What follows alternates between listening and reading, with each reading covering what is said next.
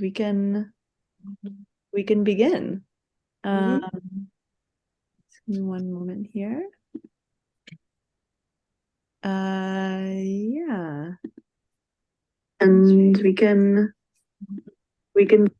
So, hi everyone. Thank you so much for joining us today at this convening of the different collaborators who are part of the show Implantations, which has been at Frappant since Thursday, and today is the last day of the show.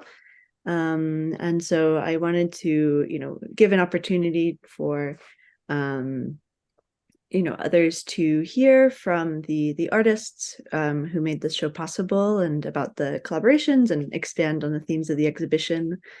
And so I'm really thrilled to be joined here virtually by Elena Victoria and Teta and Elias to really just have an open conversation, both with those of you who are at Frappant and joining us via YouTube live stream about the show. So maybe a good place to start is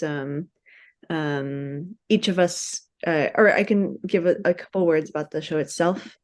This is an exhibition that is really interested in trees, and trees both as repositories of memories and as entities that have memory themselves.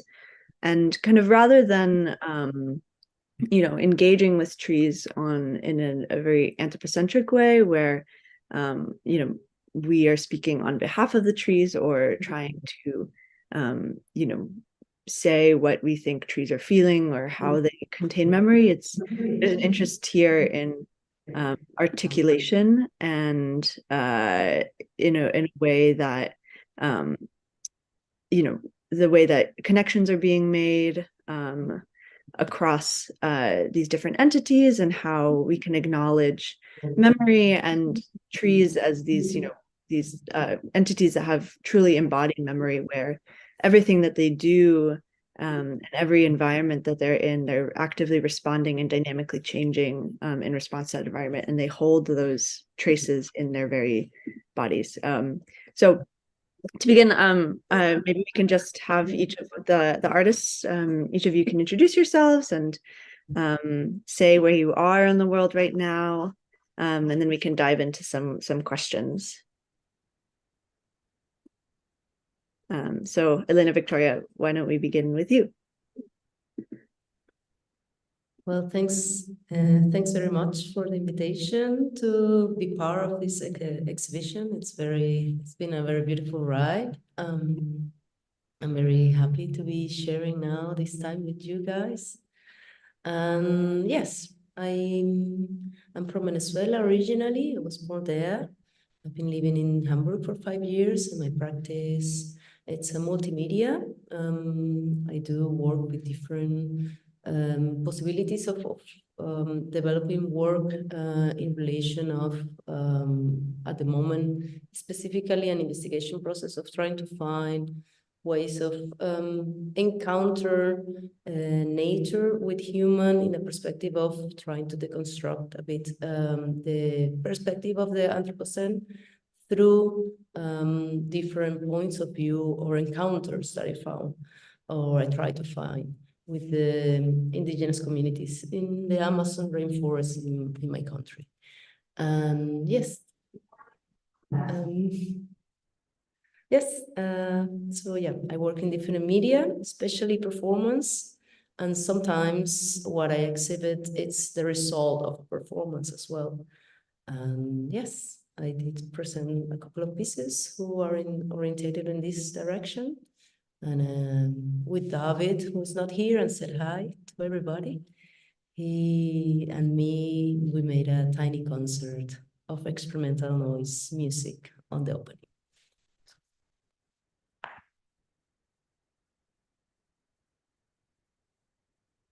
And now I guess Teta or Elias, if you want to introduce yourselves. Sure.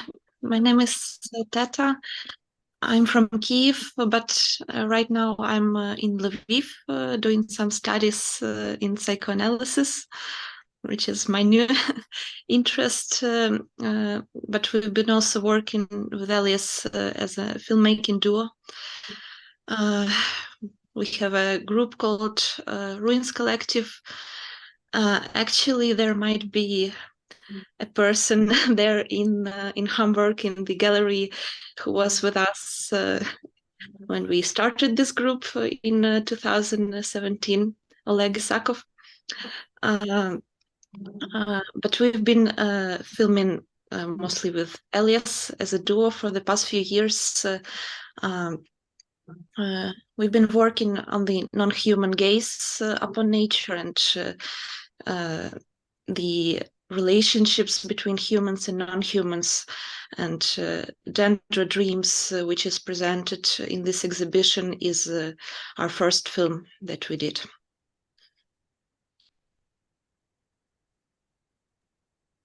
And my name is Elias. First of all, I'm really glad to join the show and be a part of Implantations. Thank you very much to Maya, also to Elena Victoria, and of course to Teta. Yes, we collaborated a lot together with Teta, but I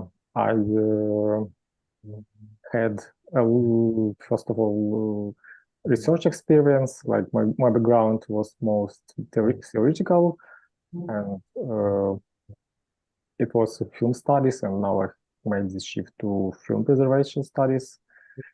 But except for this, I also had this experience as an artist, and together with Teta, and also in my solo projects, I worked with such topics like, again, non-human gaze and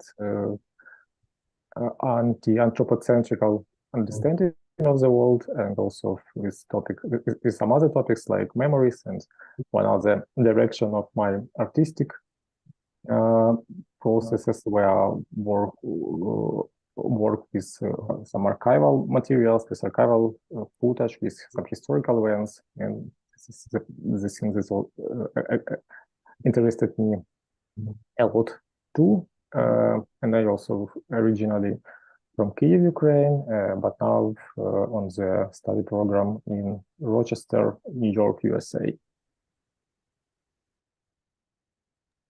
Thank you all.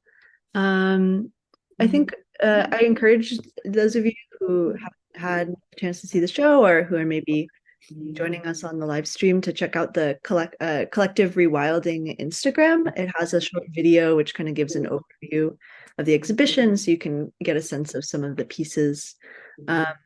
And yeah, I think the first thing I'd like to maybe dive right into is the exhibition's kind of interest in materiality and touch specifically that is happening in relation to trees. And one thing I find really interesting is there is actually a lot of paper-based work in this show, which kind of evokes this cyclical transformation of the arboreal, where these trees become something that we as humans use to write down our memories and enter them into more bureaucratic systems of legislation. And there's a really beautiful quote from the poet Khalil Gibran in his poem Sand and Foam, where he says that trees are the poems that Earth writes upon the sky. We fell them down and turn them into paper that we may record our emptiness. And maybe as one way into this, there is a piece in this show that was made by you, Elena Victoria, that is a root-based paper that you made in collaboration with Drew Matot. And I'd be curious to hear about the process of making that, and kind of how knowledge transforms through like the arboreal in these different ways, where root systems are the kind of the brains of trees, and they're the ones that are these repositories of information and signaling. And so I'm curious in like that transformation, and how that piece kind of evolved from its initial form to the form that it takes in this exhibition. Yeah, actually, this is a very long-term piece, let's say, like this, because it's the result of I had an installation where it was video mapping and a lot of roots in the space. And after I had to put it down, I thought it was such a pity to put all the material into the trash. So it would have been better to transform into something else, to have an evolution, to have a continuity in order to make also like this recycling situation in a way. So I joined efforts with Drew. He's piece paper maker. He's also from the United States. Sadly, he didn't make it today. But we together made this paper piece. He's been like, I think maybe 20 years as paper maker. He's and he's somehow right. Drew, we're talking about you. Come. So sorry. Yeah, take a seat. We were talking about the process of the paper. So you're arriving on the point. Perfect. It's perfect. Perfect timing.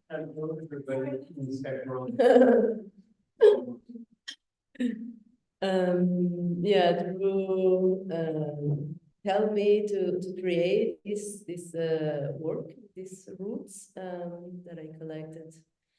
And yeah, the transformation, I think it was very, very beautiful because it was a process of me learning a technique that I never did before.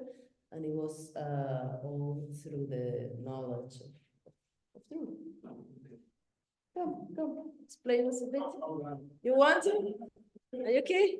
Yeah. A little bit? Come on. It's super relaxed.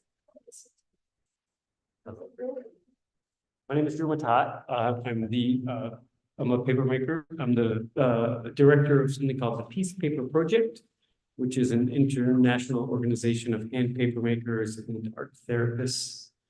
And so I travel around the world setting up programs that work with survivors of war and terrorism. And folks take the clothing that they wore as they experienced trauma and violence, and they transform it into paper. So it's the Peace Paper Project, if you're interested.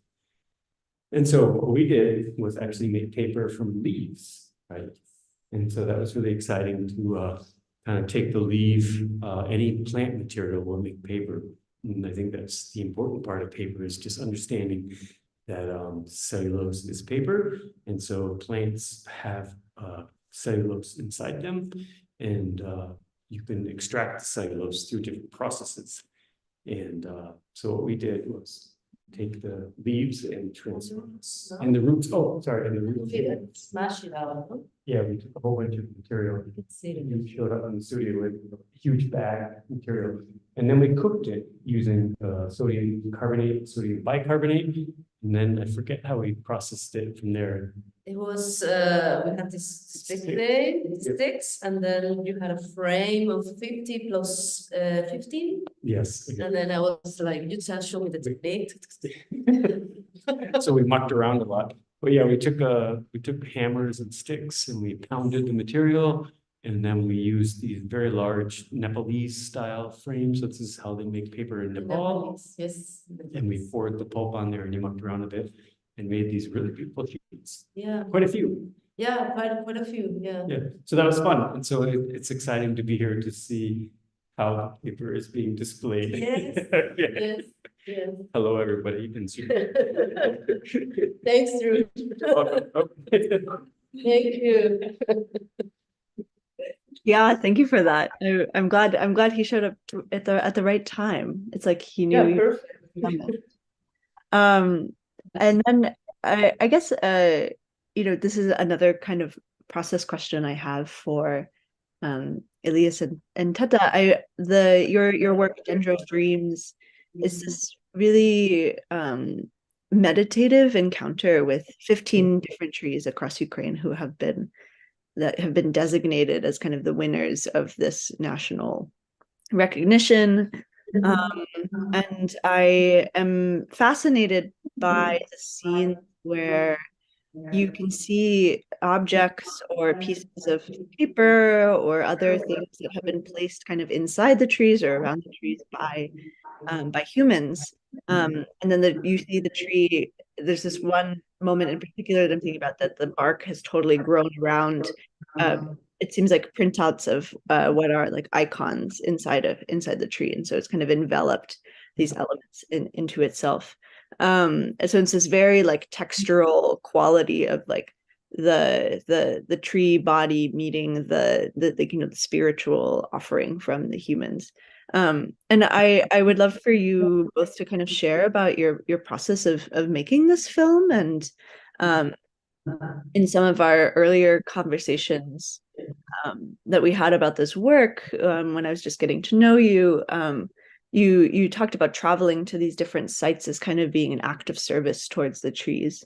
And so I'd love to, if you could share a little bit more about what's your kind of approach as artists and as filmmakers to engaging with these trees that have been designated as like exemplary, or that they hold this special place in like a cultural memory in a very bureaucratic sense, and then your process of kind of engaging with that as artists and as filmmakers.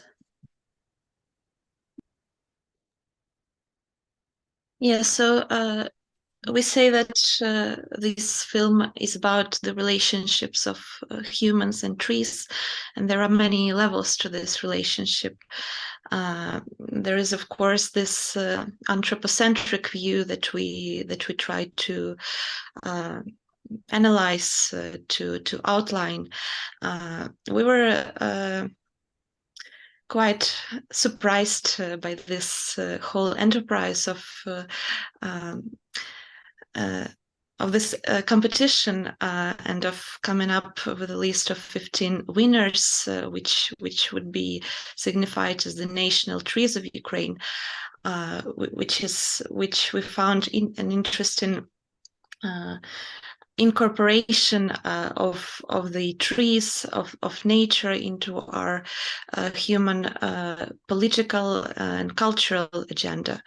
And of course, we know many different types of relationship to nature, which is patronizing, objectifying, and exploitative, which we also try to criticize in our work.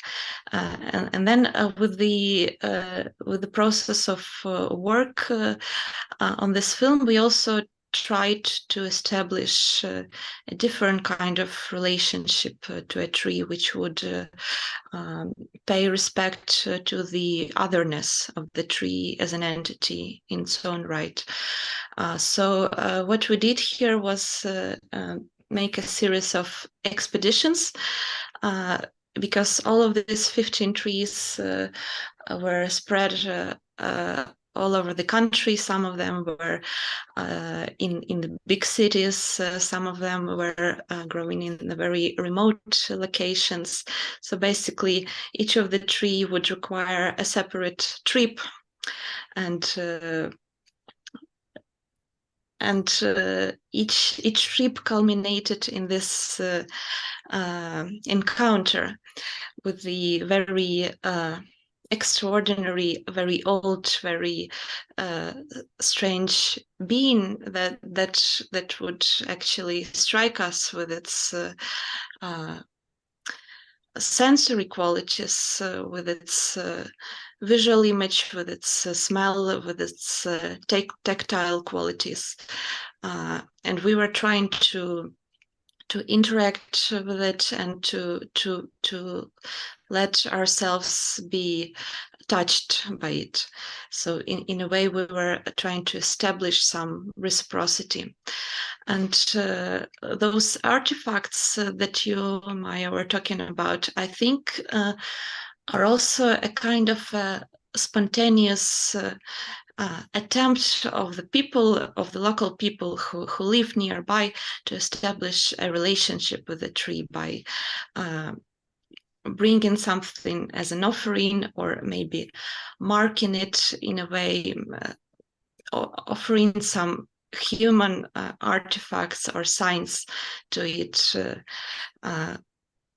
which was also our focus.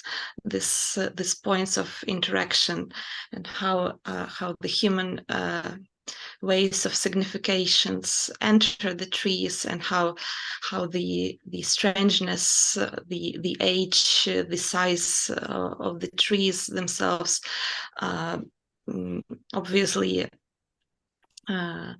made an impression on the people, so that they would view them as some religious objects, perhaps some mythological objects. That's why there are some things like icons placed on some of them. So these are all the different levels of the relationships which we were trying to explore, but also not only explore and film as artists, but also to enter this relationship and to let it change us in a way.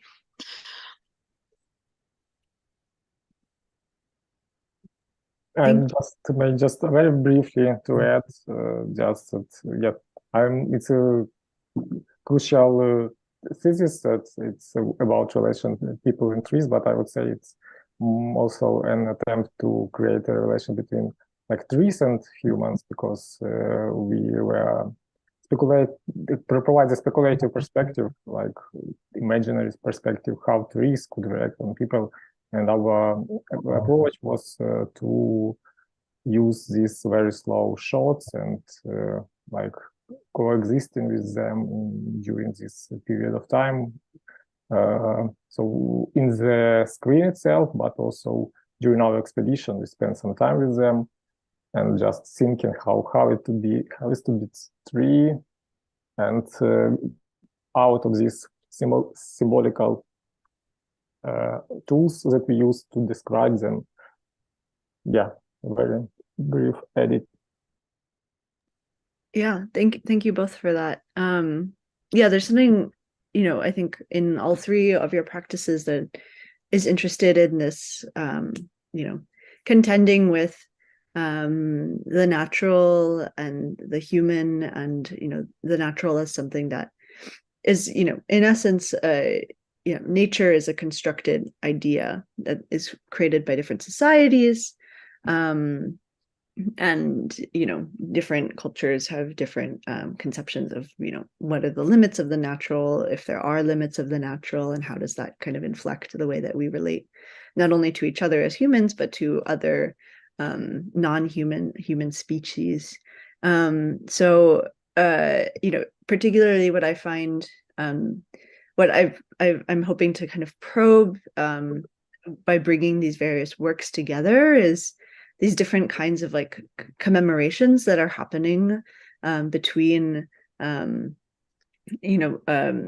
these tree entities and humans, and how they're kind of navigating and influencing one another. So like, for instance, your piece, Elena Victoria, Footprint, which is this large, for those of you who aren't familiar with it, it's a almost 17 meter piece that is made with a frottage technique on trees that will be destroyed in the creation of this bridge in Hamburg.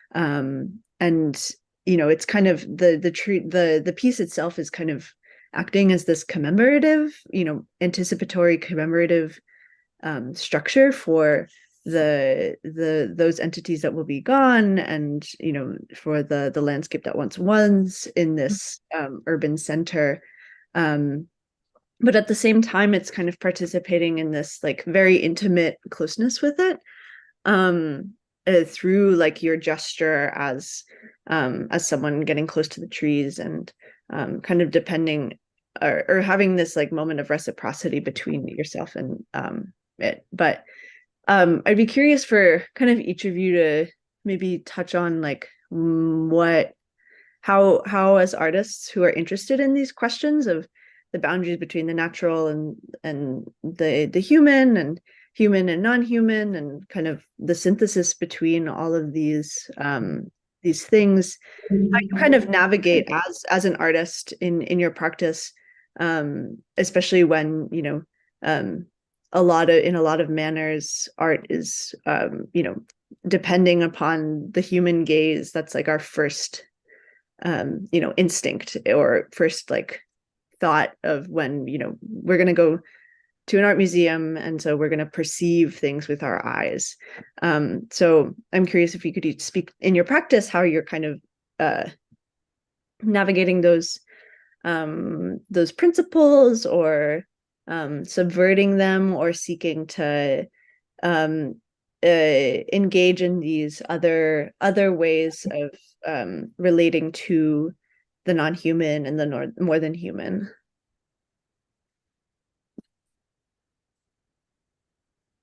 Yeah, I think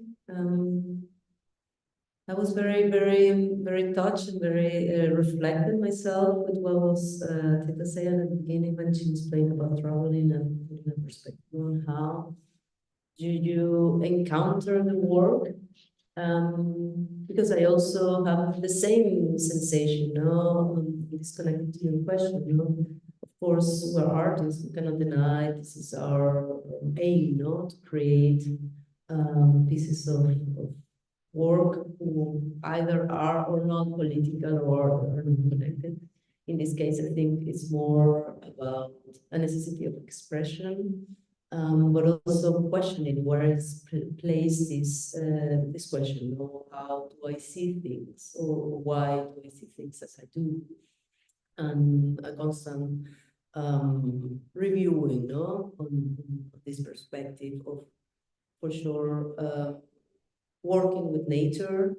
It has so many angles, and now it's a big topic, on the sense that we are on a process of transformation of the world, say, and then why working with these subjects, and try to do it, especially with a not a determinate, complete, final thing. And in this sense, when I mean saying in a final thing, it's not like having an answer, having a total statement, because it's a process itself.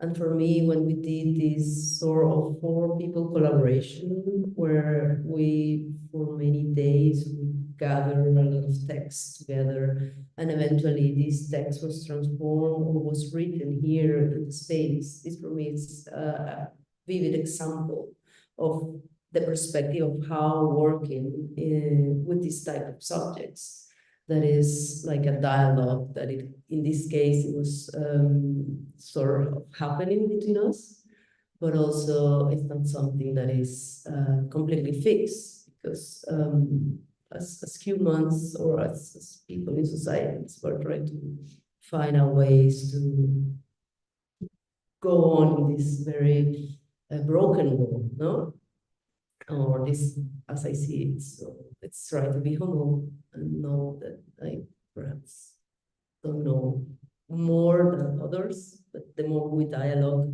the better things can be discussed, or we can change and transform. So yeah, I think one of the things that I really value about and really appreciate about working with all of you is your openness to these different forms of collaboration. And maybe we can come back to this once Elias and Teta share their thoughts, but I want to get into that kind of collaborative process of contributing texts, and how that kind of gave form to some of the themes of the exhibition, and was able to, for those of you that aren't familiar, this show was kind of, I mean, an immense thank you goes out to you, Elena Victoria, for mounting the show and really making it physically possible in the space, because the rest of us were halfway across the world, and so it was really about kind of thinking how we as a team could contribute and make this something, this exhibition something that was cohesive and kind of reaching across boundaries of geography, boundaries of language, time zone, and yeah, but we can come back to this.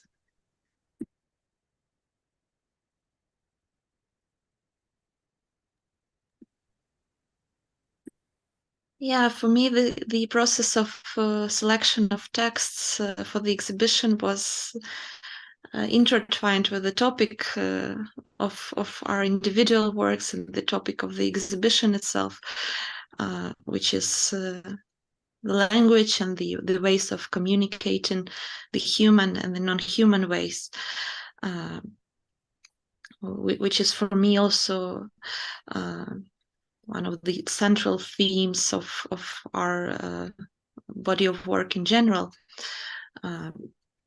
As humans, we live, we coexist in the world with many other life forms, but only humans have the privilege of language, of signification, of giving names to things, which means that we can use it, and we do use it as a political tool in relationship to nature. We can build up some hierarchies, some power structures, some narratives about the trees and other natural phenomena. And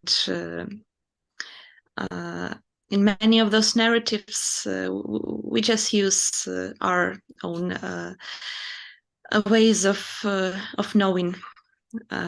So we don't really consider other possible ways of knowing which the trees, for example, could represent. So for me, this work is about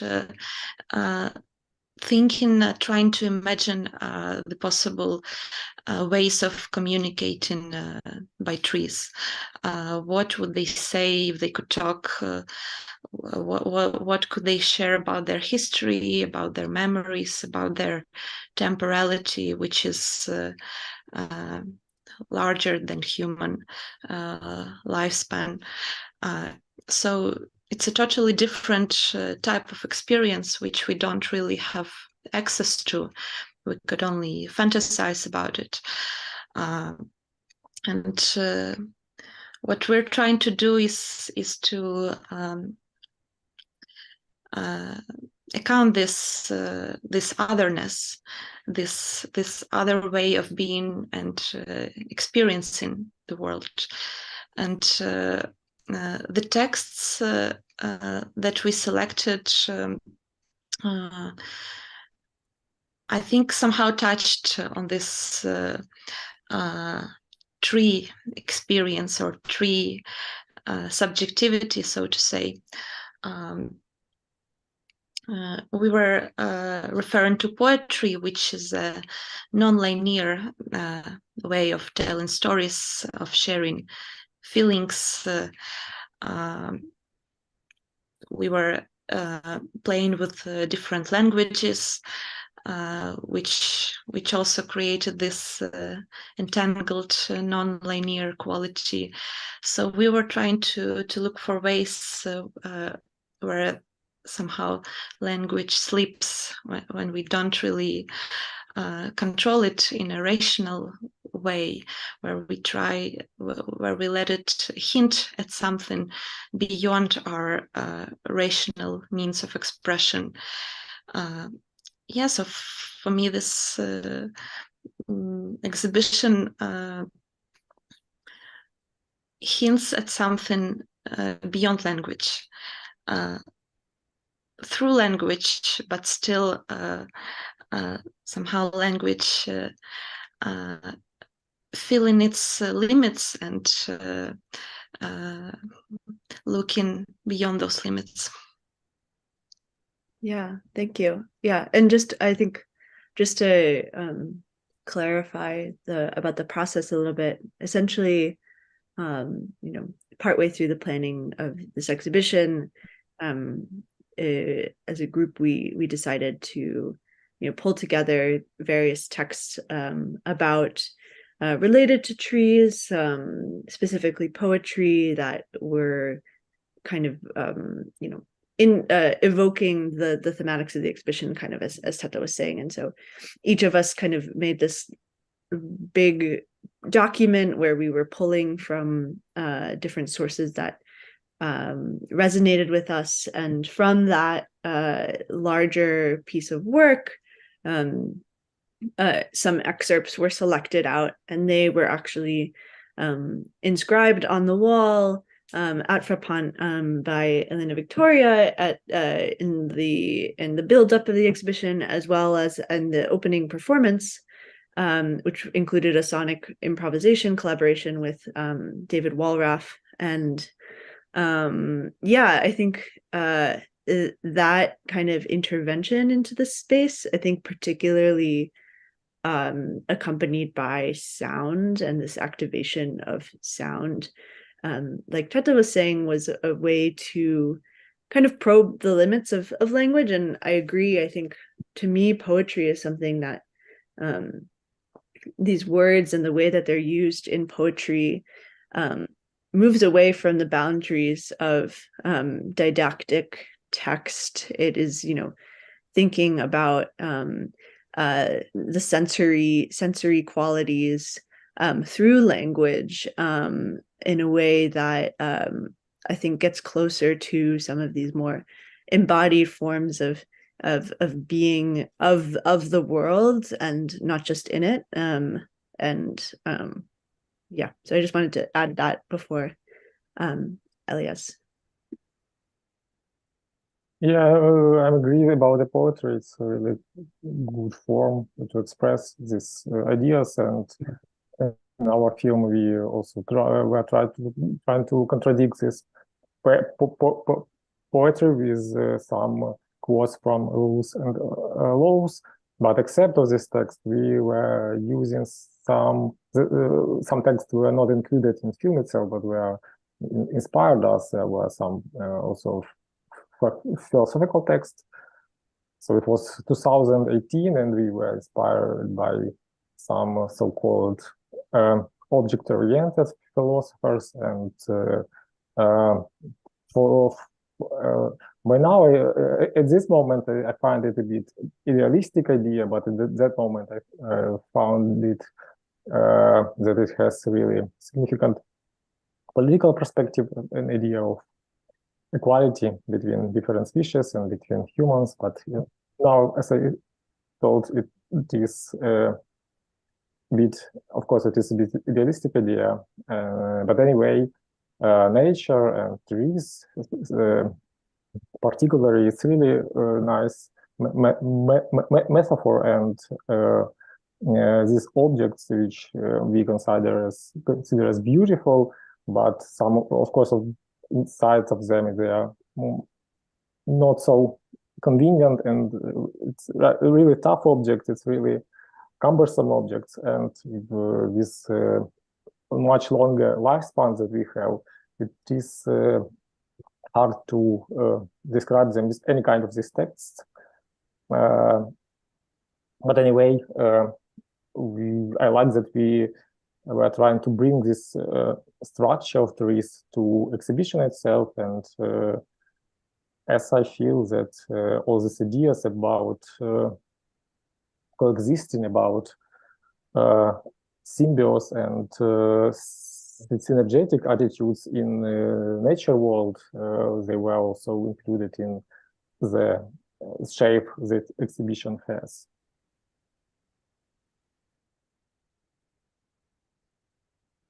Yeah, thank you.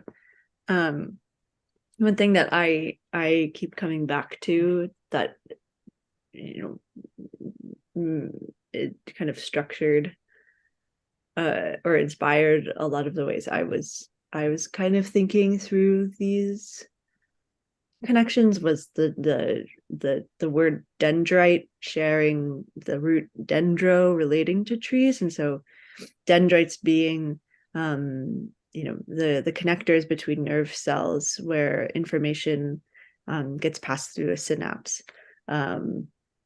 And so having these encounters with the arboreal as like an invitation to to make connections and to span these different time zones and languages and geographies in a way that it's working at a different scale than the human is something that I kind of kept returning to in my thinking, and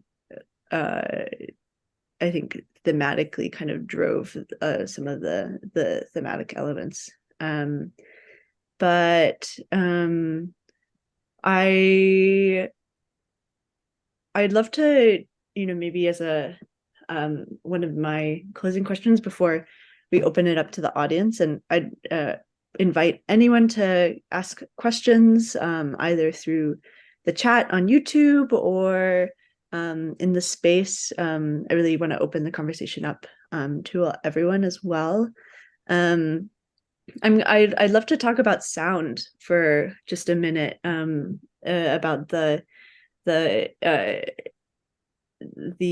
performance at the opening, and then also the role of sound in Dendro Dreams. There's an experimental sound piece that's part of the work, and as each of you as artists are working between these different mediums, I'd be curious just to hear about your approaches to sound specifically in relation to this exhibition.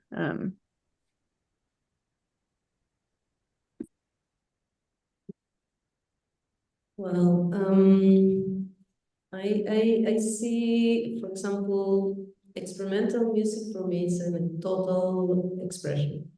It's an expression that goes from the inside out. So for me, even though that there's a lot of complexity in this way of creating this music, because it has a lot of technical possibilities, lupa, modular, and so on, the sound can be also complex in different layers of information. But the expressivity that happens when I do vocalizations on it, sounds are more abstract. And as poesy, as poetry, and it's not to bring it back, but more as a preparation, it's an evocation. It's a way to express something, to take it from the from the inside out, in a way of perhaps even when I'm doing this type of performances, I kind of like disconnect with reality on a rational level, and therefore there is a sort of a spiritual connection, perhaps, that things that are just happening are just passing through me without being esoteric. No, it's more an awareness of the space, of the sounds, everything. No. And it was very interesting to have in the film, in different moments also, there is a type of sound that is a crashing sound. And if I pass through this abstract sound that is very dry, direct, and on the point, to me, it's also a reflection of maybe what could happen inside of this element of this of a tree specifically, the one that you recorded or the one that I was evoking through the other pieces, no? And it's also about trying to perhaps get into the skin of the tree through sound, no? As poetry does it through language in a more image way, is another hearing possibility. So yes, it was something that happened on that moment, and to me, just a kind of reflection that we end up talking today. It's also sound put in another layer. So I think it's kind of like cyclical, like everything is somehow.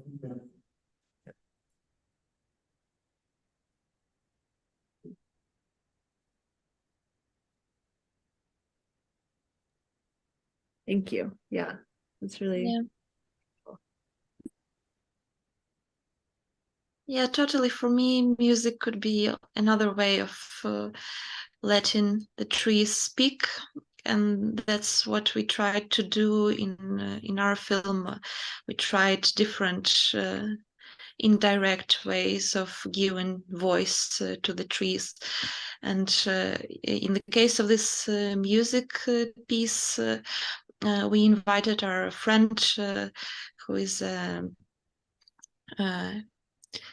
musician in playing free improvisation.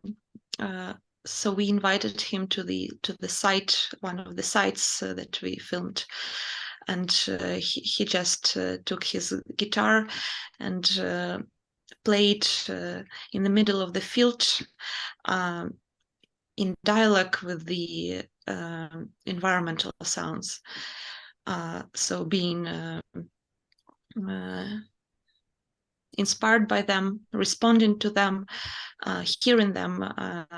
So in this way, letting all those natural sounds speak, and also be part of this music, shaping it. So perhaps this was also our human fantasy of what the trees could sound like if they could sing, for example, if they could talk. Of course, we were also influenced by all those different materials, the metal, the ropes that surrounded the wooden picture, and the clash, the contradiction of those different materials was also something that created the dissonance in this particular piece of music that we chose for the film. First of all, I said about that I missed this performance by David in the opening, but I hope it was cool. Yeah, and I can agree with Elena Victoria that so sound music is quite an abstract form, and which is much more closer to nature sound, and it's maybe not language and not even poetry, like specific form of language, but music, the form that could express nature environment properly. But again, here it is like an obvious idea that sound of nature is kind of quiet and comfort ambient, but our assumption was also that it is maybe we could consider it not as something comfort for humans, but maybe to understand the sound of nature like a noise, like a crying rather. Of course, it's a very small part of our film where we propose this noise form, but anyway, our hypothesis was that sound of nature is sometimes it's horrible. It's not something that we could really like. Yeah, there's like actually something very unsettling about that portion of the video, and it's accompanied by this, like hooded figure that, at least to me, is evocative of like the Grim Reaper or something. And so it's definitely like it's not, I appreciate how, it's not just, kind of in veneration of the trees and in admiration, and putting them up on a pedestal, but it has this other darker quality to it. Yeah, but I'd like to open it up to questions from anyone from the audience, or Elena Victoria or Elias or Teta, if any of you have a question for each other or for me. Yeah, I just want to have it open the conversation up if anyone feels moved.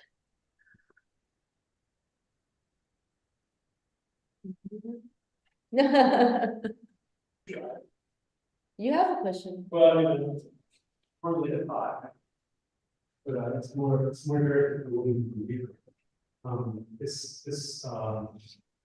You know, we have this image of the tree. This beautiful thing in your backyard. It's the candy view of the top. It sits in the we hang on it, under it, relax. But the images that we create these are very important. So the images are burned out, blown up, torn apart, and they're shelters for the souls that are protected Ukraine. And I'm just curious how we're discussing image and iconography and placing of tree in our cultural perspective. I'm so sorry. Could you maybe come closer to the computer? I'm just having a hard time hearing the question for those of us on Zoom. Yes, Villa. So I'm curious about the use of the it's generally how maybe just the use of the image, like how you see the image of the tree in Ukraine as being something that's, you know, like here in Hamburg, yes, you're cutting down trees to put a bridge. It's a very first world problem. But in Ukraine, the trees that are getting torn apart are as a result of war, and I just wonder about how that vision for a tree is. It's a tree from the you sit under, it's a tree from you have a conversation with. What are the memories of the tree? What happens with these areas of Ukraine where, you know, trees are completely devastated as a result of war and trenches, and, you know, this kind of stuff. What happens generation from now experience as a result.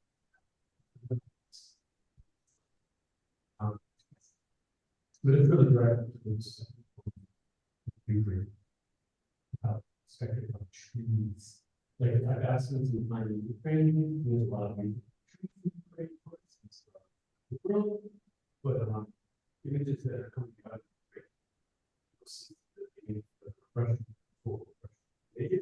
there's trench warfare, images that have had seen trees since the First World War, where the trees are no longer with their leaves and beautiful canopies, and shells and they're like little shells. It's I'm interested in some of it as beautiful people who survives trauma. The trees are experiencing trauma and tricks.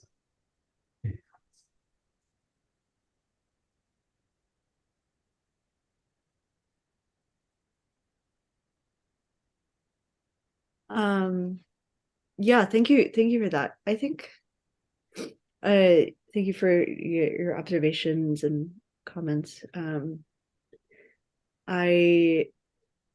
trying to figure out like if I have like I don't think I really have an answer necessarily. I think but I appreciate your point about trees, and I think more broadly, the fact that landscapes do kind of experience trauma and they embody trauma in different forms. And so perhaps an avenue of this exhibition is a way to think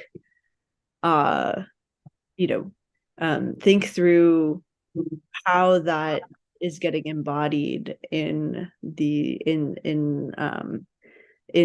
plants and in ecosystems and ecologies in a way that is like broader than an individual site or an individual tree, and that those are lasting impacts. That is something we have to be attuned to as humans, and that we can never really distance ourselves from those inherited traumas in the soil and the kind of slow violences that are being perpetuated. Yeah, I hope that adds some food for thought, but I think I have an idea. I don't know if it's a specific answer or a comment, but maybe I will start like this. At the beginning of the year, I started to read a book from Emmanuel Cochia that is called Metamorphosis. It's a book he wrote during COVID pandemic, and it's about how he, of course, is questioning this idea of what is nature, and nature is the way historically upon many things, how we economically view the environment and we treat the environment, right? But on the same perspective of he trying to work on this as a very damaged what we have done with the ecosystem now for many years, we as humans know many contamination and blah blah blah. Eventually he comes with this concept that I found very interesting. That if we, from our perspective of being humans, realize that we are inside of an ecosystem that is inside of another ecosystem, that eventually this could lead to the possibility of understanding that we are also nature and we are part of it. Of course, we have done, and we cannot deny, many realities, like war is one of them. The water is full of microplastic, the soil is full of contamination. Back where I am investigating, the miner is destroying the whole Amazon fields, and everything is full of mercury, and so on, so on, so on. Nevertheless, not pointing out that reality, but understanding that it's a reality. If we, as individuals, because it should be us, individual, understand that we are interconnected in a multi-species that is also going through fungi, other mammals, plants, and so on, so on, so on, perhaps there could be understanding on another type of level that it could lead into, if you see yourself as others, humans and others, part of yourself, you wouldn't damage yourself, right? You're not, I mean, most likely you will like to be in a good place that would take care of your own, not talking about your body. But if my body is also the soil, and it's also the water, and it's also you, and you somehow of a very maybe metaphysical or philosophical perspective, perhaps by this understanding, then we could, by determination of the individual decisions, change a bit of our actions, no? I know this doesn't answer what's happening in Ukraine, the war, because I don't have the answers for that, but in the case that we transform our own distance perspective, become more close, perhaps things could, I don't know, change in a way. I don't know what you guys think, because it's completely related more to you, or what you could add to this.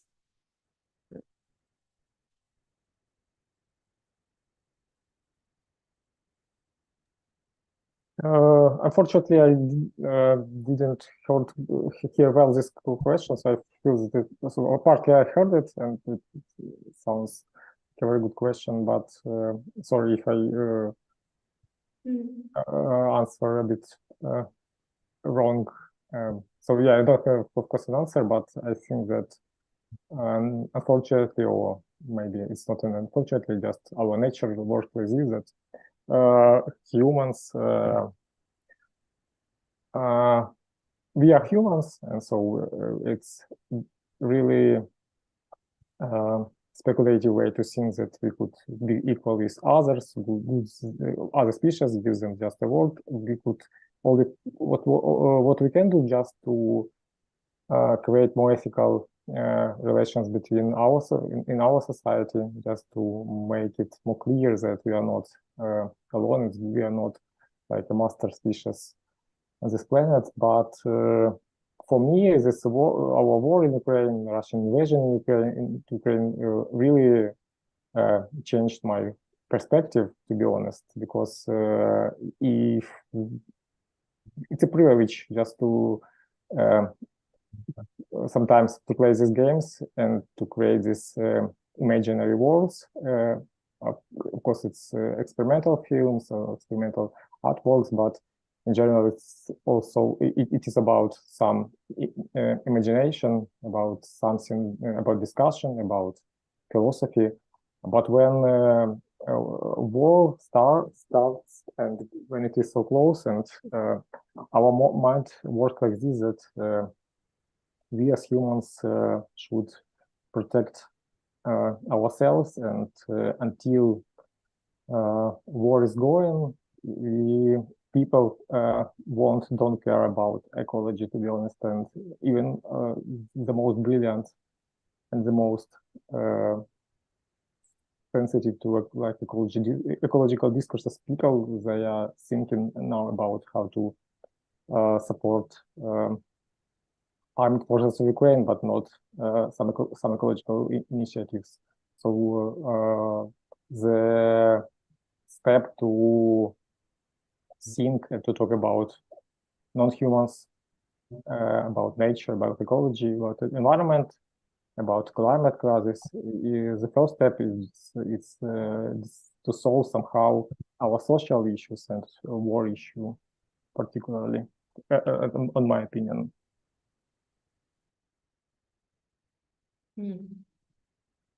Maybe I could add something. If it's like this is true, and also there is transformation constantly.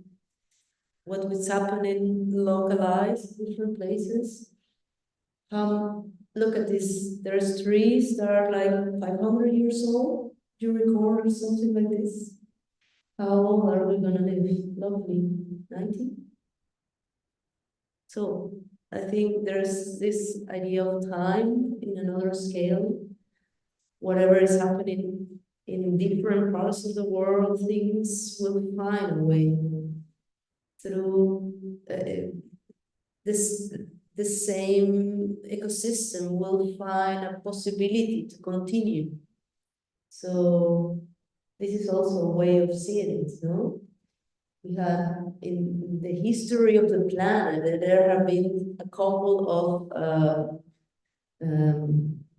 species that were gone. And the first one was when oxygen came.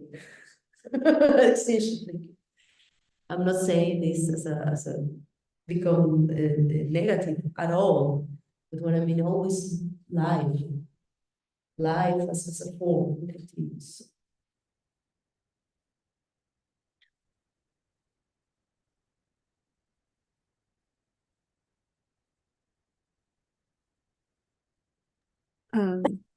Yeah, I mean, I think with many of these issues of climate crisis, with war, it's always difficult, and we have to continue kind of asking ourselves, what is the role of art in within these complexities, and not necessarily proposing that it's a solution, because many times it's not, but I think for me at least, it allows for encounters and for dialogues and for opportunities for transformations in perception and in reflection that I think are really valuable.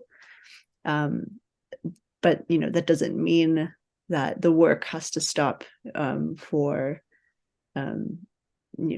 change and for concrete actions. But that's I think it's something that I constantly grapple with as someone who is in this field and working as a curator and a writer.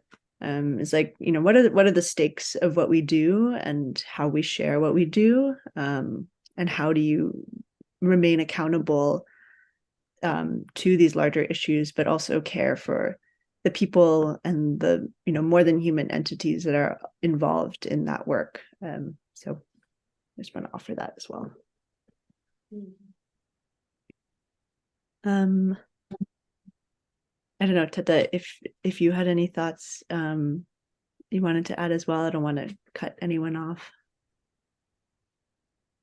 I was just thinking that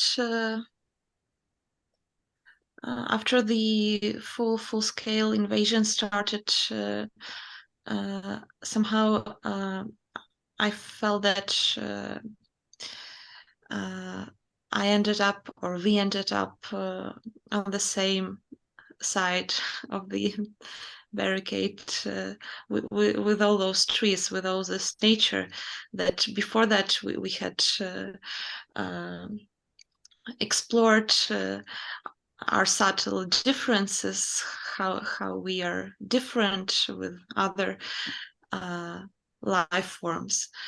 Now we're on the same side because the violence that is happening, it's damaging everything, humans, houses, and the nature. Of course, even though the environmental damage now is a more invisible and less talked about side of this destruction, but still it is the slow violence, like you, Maya, said, and this is also a strategy and dimension of this war, to destroy the living environments, the livelihoods, to destroy the ecosystems, which are the place where we as humans could live and could breathe and could be part of this world. So now I think with this full-scale war, at least I actually started feeling more connections, more shared experience with the environments. Yeah, I think I think we humans and non-humans alike now experience this traumatic experience, this traumatic violence that is damaging on many levels, and I think we can find some solidarity and some ways of caring about each other. So now it's not just the other, the trees. It's something that we can actually find a shared living experience, even if that is a traumatic experience, but we could find something in common. Thank you. Yeah, if there are any last lingering questions from the audience, we're happy to take them, but if not, yeah, just an immense thank you again to Teta and Elias and Elena Victoria, and to the team at Frappant, especially Nicole and Jana, for all of their support in making this show happen. Yeah, and thank you all for joining us for this conversation. It means a lot, and I think, you know, it always means a lot to me, at least, to be able to convene and to have a conversation and share about our perspectives and practices, and yeah, just be together, even if some of us have to be joining via Zoom. But yeah, thank you all. Thank you so much. I'm very grateful that we found each other, that we had this collaboration. I think and this conversation just assured me that we're really on the same page, that we're very like-minded in our attitude to trees, and that's so warm to have this opportunity to talk about this, to find some understanding, some solidarity. So it's a very valuable collaboration for me personally. Well, thank you all. Enjoy the rest of your Sundays, and yeah, we'll see you. Maybe one day we'll all be in the same room together. Wonderful. Thanks a lot.